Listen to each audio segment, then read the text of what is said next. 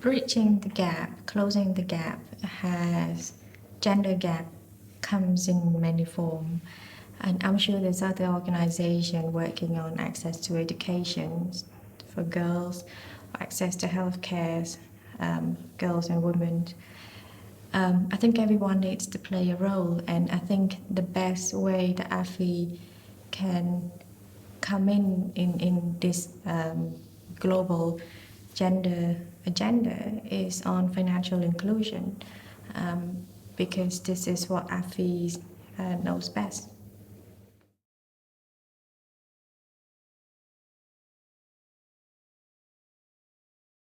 I think we used to have these perceptions about women not being treated equally in terms of accessing finances.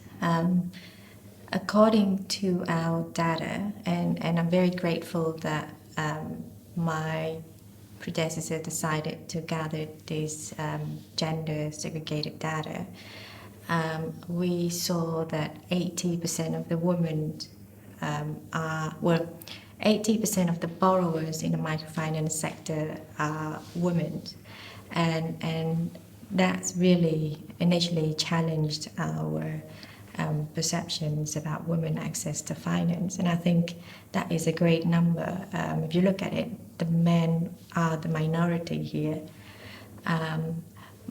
So I think, but when we look at the banking data, the number of women having access to a bank loan is actually much less. I think less than 50%.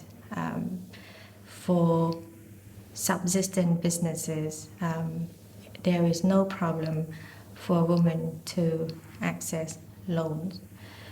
But the moment she wants to scale her business to more corporate oriented, I think that is where the difficulties lies, because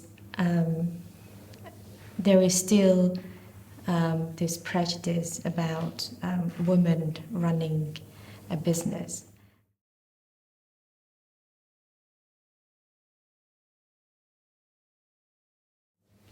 I think when you see men running business, it's just normal. But when you see a woman running business, it's something that is extraordinary, and that's why there's a lot of document, praising women who has achieved in the corporate world, whether they run the business themselves or they're working at a higher positions. And I think the reason why we do this is because it's rare. So that's tell a lot about,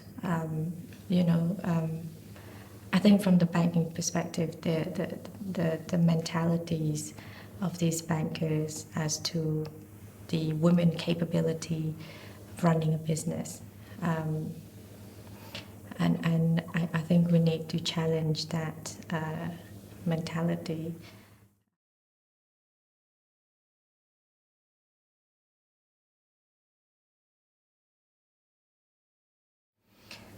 I think we would need a global commitment. As a country, if we move alone and nobody else is moving toward that agenda, we'll feel quite lonely and probably an outlier. But if we know that everyone else is having the same agenda as us, then I think it's a great comfort to have. But then again, I believe that there are different solutions. There are country-specific solutions. There's no one-size-fits-all solutions. So, and that's because country has different level of development in terms of gender, but also in terms of their cultures, in terms of their laws and regulations. So that is, it's very important to be able to tailor those regulations to the specific country needs.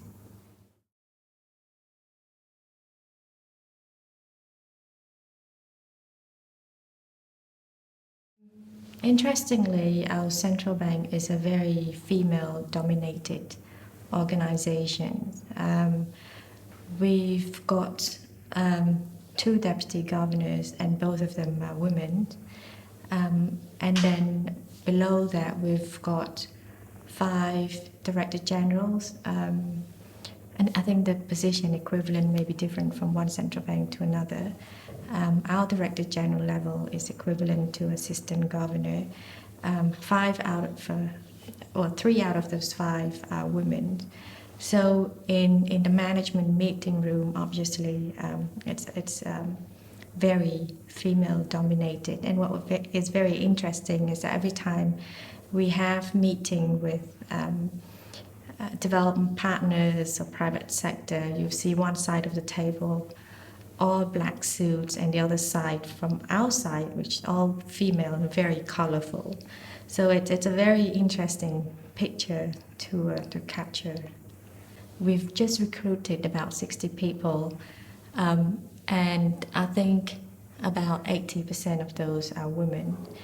And unintentionally, we tend to draw in a lot of females, young females students to come to work with our organization because that inspires them probably. But I think because we're also more tolerant towards women.